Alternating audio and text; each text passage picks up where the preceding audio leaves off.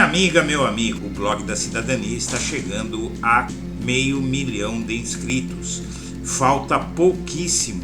Inscreva-se no canal, acione o sininho das notificações e deixe o seu like. Bom dia, senhoras e senhores. Hoje é 14 de outubro de 2023. São 9 horas e 30 minutos. E ontem foi divulgada pesquisa Paraná sobre a popularidade do Lula e do seu governo. E essa pesquisa tem números que mostram uma situação bastante confortável do presidente da República, inclusive em relação ao que vinha sendo dito sobre eventual piora nessa aprovação. Na verdade, essa pesquisa ela não foca tanto ou apenas a aprovação momentânea. Ela foca bem mais a questão eleitoral, a projeção para a eleição de 2026, quando haverá sucessão do atual presidente da República. E essa pesquisa, nesse quesito, isso foi amplamente divulgado na última sexta-feira, tem números bastante interessantes para o Lula. Mas não é essa a questão que este vídeo aborda. Na verdade, a questão é em relação ao potencial de crescimento da aprovação do Lula, que, claro, não é tão grande ainda. Houve muitos problemas recentemente na economia, muito problema com a tal questão de mulher negra no STF, da nomeação de Cristiano Zanin, e tudo isso geralmente costuma causar problema porque envolve a esquerda. Então, quando você tem fatores que envolvem a base de apoio do Lula e que podem colocar questionamentos contra não só o Lula, como qualquer político que na sua base de apoio tiver algum questionamento, isso afeta diretamente a popularidade desse político, e com o Lula não foi diferente, mas ainda assim a aprovação é majoritária, a situação eleitoral é extremamente confortável, e um dado passou batido que você vai ver nesta edição, que mostra um potencial muito grande de crescimento para o presidente da República.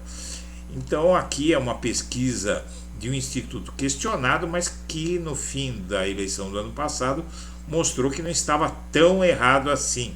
Aqui é o perfil da amostra por gênero, escolaridade, nível econômico, faixa etária, e a situação eleitoral para a sucessão de 2026 tem dados bastante interessantes.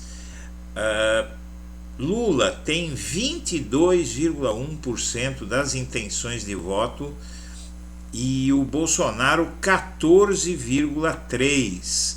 É uma distância maior do que houve na eleição, não é? De fato, na eleição a distância foi de apenas 2 pontos percentuais e aqui figura em quase 8%. 51% dizem não saber em quem votar e 8,7% pretenderia não votar em ninguém. Mas o que é interessante é o seguinte: Bolsonaro está inelegível. As alternativas a ele são basicamente nulas. O governador de São Paulo, um dos colocados como possível candidato, tem 1,3% dos votos, Ciro Gomes 0,5%, Michele Bolsonaro 0,4%, Zema 0,3%, Simone Tebet 0,3%, Eduardo Leite, governador do Rio Grande do Sul 0,1%, governador do Paraná, Ratinho Júnior 0,1%, Sérgio Moro 0,1% e tem a Tereza Cristina, ex-ministra da Agricultura, 0,1%. Esses são os números da espontânea, são números sempre baixos. O Bolsonaro tem um percentual considerável de gente que votaria nele espontaneamente. O Tarcísio de Freitas tem um percentual que pelo menos pontua acima de 0, não é? Mas ainda é muito pouco. E o Lula tem um potencial bem maior aí de voto espontâneo. de gente que diz que vai votar naquele candidato sem ver nenhum cartão com lista de candidatos. Já na pesquisa estimulada, onde é apresentado um cartão com os nomes dos candidatos, o Lula fica disparado na frente. Em relação ao segundo colocado, o governador de São Paulo, que é muito celebrado pelo bolsonarismo, ele fica com 12,7%, o Lula com 36%. Em relação a Tarcísio, se você tirar alguns candidatos da simulação, como você tira aqui, por exemplo, o Zema, outros candidatos, aumentam um pouquinho as intenções de voto dele, mas ainda bem longe de Lula. A situação eleitoral mostra o Lula com uma vantagem muito forte, também não poderia ser diferente, porque os outros são candidatos quase desconhecidos do eleitorado. A avaliação e aprovação da administração do Lula estimulada mostra aí que ele tem 38% de aprovação e 35% de desaprovação. Então realmente dá aí no contexto geral 51,6% de aprovação e 43,7% de desaprovação. Não é tão forte, mas também ele é mais aprovado do que desaprovado. Mas aí o dado que não foi divulgado é o seguinte: o Lula tem uma enorme aprovação no que diz respeito ao cumprimento de promessas. A administração de Lula está sendo melhor, pior ou igual ao que o senhor esperava. E 66% dizem que está sendo melhor ou igual ao que esperavam que o Lula fizesse. E dizer que está igual é bastante interessante, porque significa um cumprimento de expectativas, não é? Então, se você juntar quem diz que ele está correspondendo ao que se esperava e quem diz que ele está sendo melhor do que se esperava, dá 66%. Então, esses 66% dizem que o Lula está cumprindo o que ele prometeu. E 1/3 do eleitorado diz que ele não está cumprindo. Então, são 66,6% que vem o Lula fazendo o que esperavam que ele fizesse.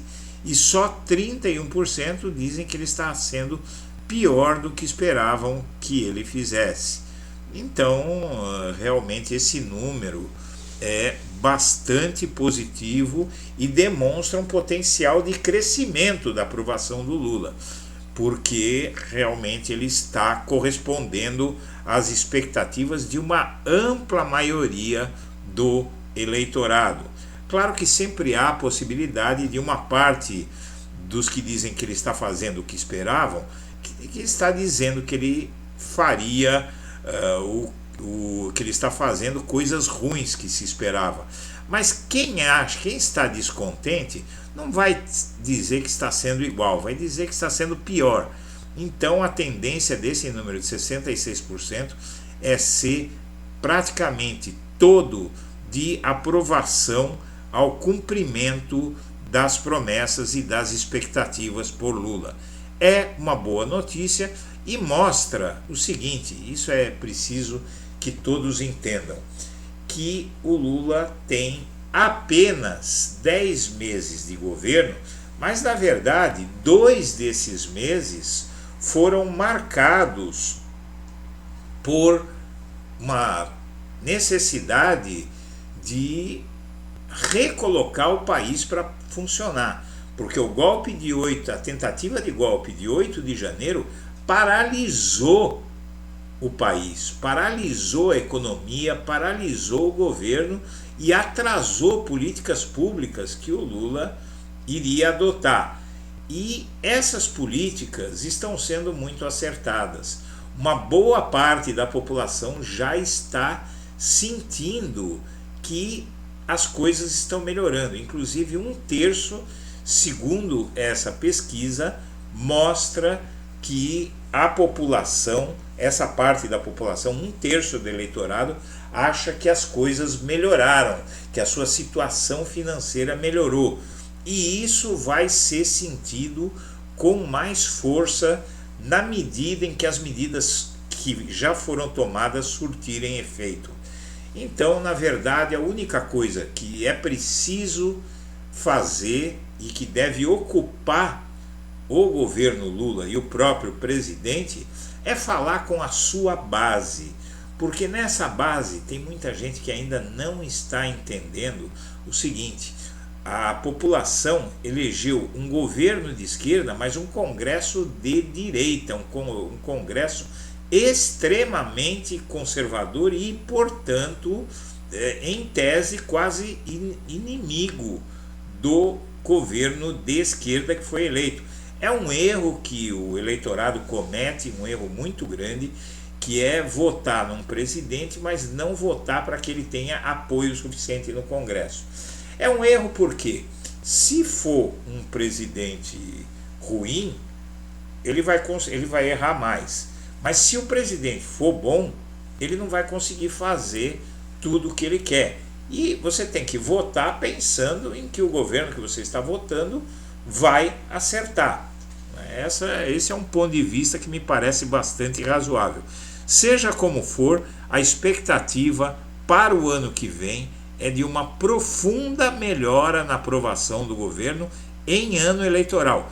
Tudo está sendo semeado aqui e as medidas vão surtir efeito. Isso eu posso garantir para você, e pode me cobrar ano que vem se a situação econômica do país e a popularidade do governo não subir. Senhoras e senhores, eu agradeço a atenção e deixo o meu melhor abraço para todo mundo.